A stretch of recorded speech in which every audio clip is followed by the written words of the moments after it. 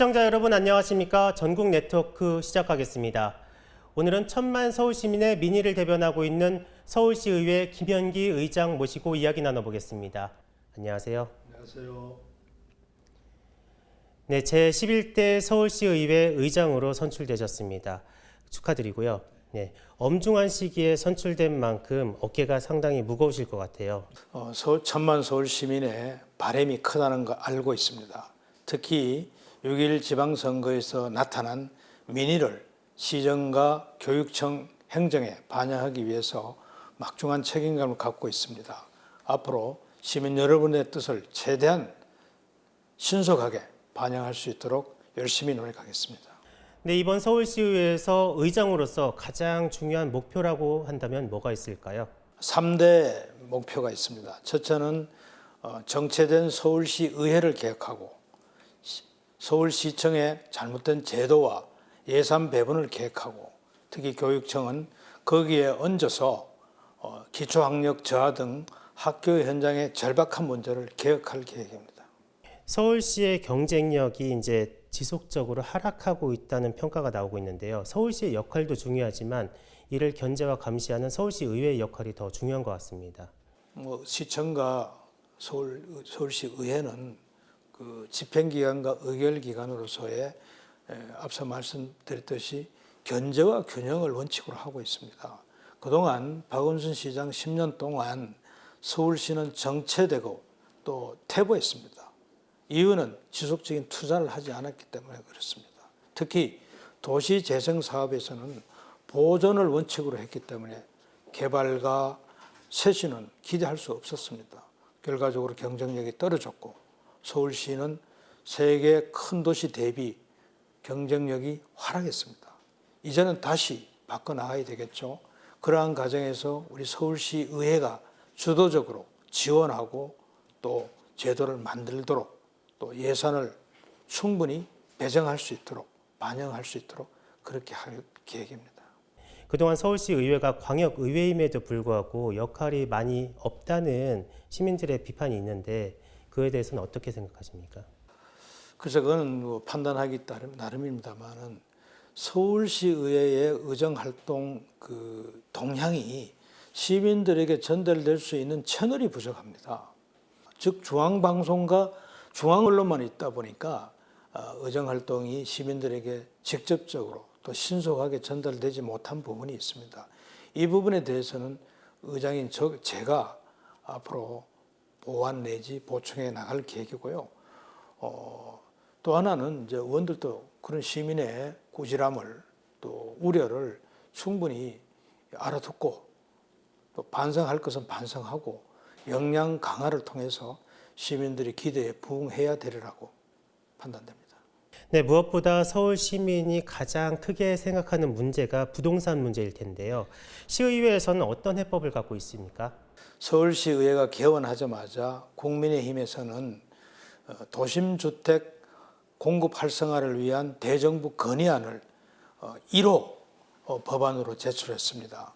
즉 재건축, 재개발을 활성화해서 부족한 주택을 최대한 공급을 해서 소위 주택 대란, 공급 대란을 철저하게 해소하겠다 하는 것이 기본 목표입니다.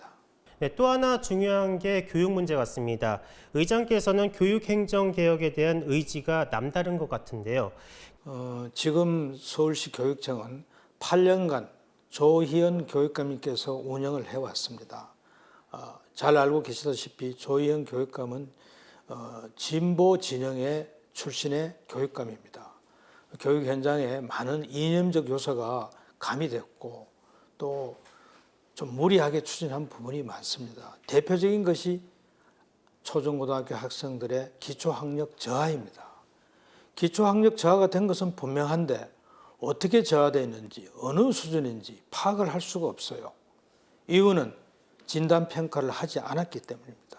따라서 앞으로 진단평가를 전수조사를 통해서 기초학력이 얼마나 내려갔는지 분명하게 정확하게 파악을 해서 이것을 다시 재고시킬 수 있는 방법을 찾고 학교 현장에서 자율성을 심어주자는 것입니다. 이것이 바로 저희 의회에 제출된 서울교육 학력 향상을 위한 특별위원회 구성 결의안입니다. 이미 구성이 됐고 곧 가동을 할 것입니다. 그러면은 현장에, 즉 교육 현장의 여러 가지 문제점을 근본적으로 파악을 해서 대안을 제시하고 개혁을 해나갈 계획입니다. 네, 특이할 만한 점이 이번 서울시 의회에 MZ세대 시의원들이 대거 입성했습니다. 분위기가 많이 달라졌을 것 같은데 어떠신가요? 예, 20, 30대 의원님이 한 16분 초선 의원이죠. 들어오셨고 이분들의 역할은 아주 큰 기대를 하고 있습니다. 즉 노장청이 조화를 이루어서 새로운 시너지 효과를 내리라고 기대하고 있고 충분히 그런 역량을 갖췄고 동력을 갖췄다. 저는 그렇게 평가합니다. 앞으로 이분들의 의정활동에 큰 기대를 가지셔도 좋다. 이렇게 감히 말씀드릴 수 있습니다. 앞으로 2년 뒤에 내가 물러날 때쯤이면 의장에서 물러날 때쯤이면 이것은 바뀌어 있을 거다. 뭐가 있을까요? 첫째는 서울시 의회의 역할을 제대로 세웠다. 지금까지 서울시 의회는 12년 동안 민주당이 다수당이었고 또 서울시정도 박운순 시장이 10년 같은 당이었고 서울시 교육청도 8년 동안 진보 진영의 교육감이었습니다.